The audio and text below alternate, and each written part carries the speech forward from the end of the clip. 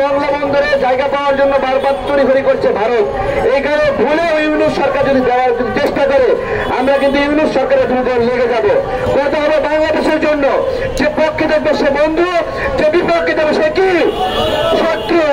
বাংলাদেশে যে অবস্থান করছে, ভারত যেভাবে ঘিরে আছে সেভাবে ভারত ও বাংলাদেশের সার্বভৌমত্বের জন্য হুমকি। সমাধান কি? সমাধান হলো পশ্চিমবঙ্গের ভাইদেরকে বলবো, আপনারা বাংলায় কথা বলেন, আমরাও বাংলায় কথা বলি, আসেন আমাদের সঙ্গে মিলে যান। এবং দেখেন, ভারত নামে যে রাষ্ট্র কোনোদিন পশ্চিমবঙ্গের মানুষকে সম্মান করে না, আমরা আপনাদেরকে সম্মান দেবো, আমাদের সঙ্গে মিলে যান। আসাম এবং ত্রিপুরা আপনাদেরকে বলবো, আপনারা আমাদের সঙ্গে মিলে যান, ভালো থাকবেন। ভালো থাকবেন যে আমি উদাহরণ দিচ্ছি, পশ্চিমবঙ্গের মাথা পিছু আয় কত?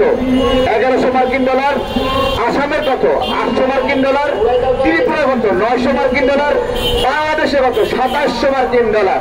তাহলে আসাম, পশ্চিমবঙ্গ, ত্রিপুরা যদি বাংলাদেশের মতো জীবনযাপন করতে চায় তাহলে বাংলাদেশের সঙ্গে আসতে হবে। ভারত জীবনেও তাদেরকে উন্নত জীবন দিতে পারে নাই, জীবন দিতে পারবেও না। আমরা আপনাদেরকে আহ্বান জানাচ্ছি, আপনারা আমাদের সঙ্গে মিলে যান। যোগাযোগ ব্যবস্থা, অর্থনীতি, ইন্টারনেট সবকিছুতে ভালো হবে। দেখেন, একটা মোবাইল ইন্টারনেটের স্পিড ভারত আপনাদেরকে দিতে পারে না। বাংলাদেশের ট্রানজিট প্রয়োজন হচ্ছে, বাংলাদেশ দিচ্ছে না। বাংলাদেশ কেন দেবে না? ভারত বাংলাদেশের সঙ্গে বন্ধুত্বপূর্ণ আচরণ করে না, তাই আমরা দেব না। যতক্ষণ পর্যন্ত আমরা দেব না ততক্ষণ আসাম ভালো থাকবে না, ত্রিপুরা ভালো থাকবে না, পশ্চিমবঙ্গ ভালো থাকবে না। বাংলাদেশের ভিসা বন্ধ করে দেওয়ার হুমকি দেয়, বাংলাদেশের কয়েকদিন যায়নি তাতেই না খেয়ে থাকে।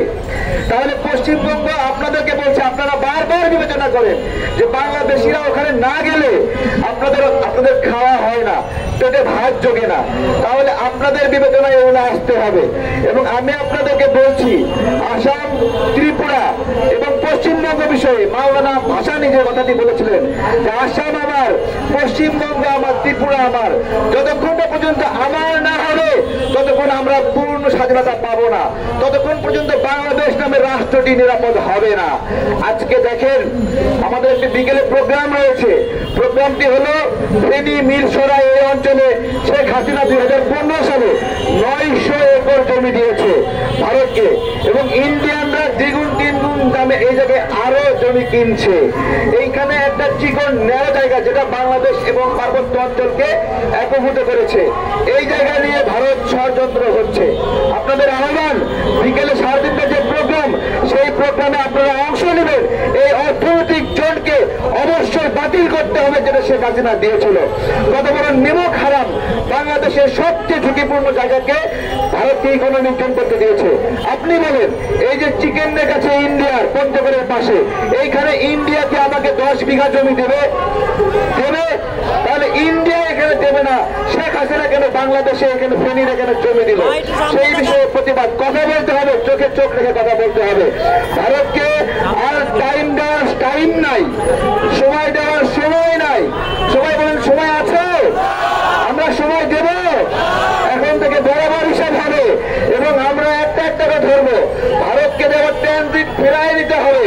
মংলা এবং চট্টগ্রাম বন্দর আমাদের নিরাপত্তা ঝুঁকি রয়েছে, আমরা ভারতকে আর দেব না। এখানে মংলা বন্দরে জায়গা পাওয়ার জন্য বারবার তড়িঘড়ি করছে ভারত।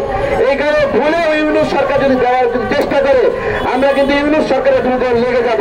কথা হবে বাংলাদেশের জন্য, যে পক্ষে থাকবে সে বন্ধু,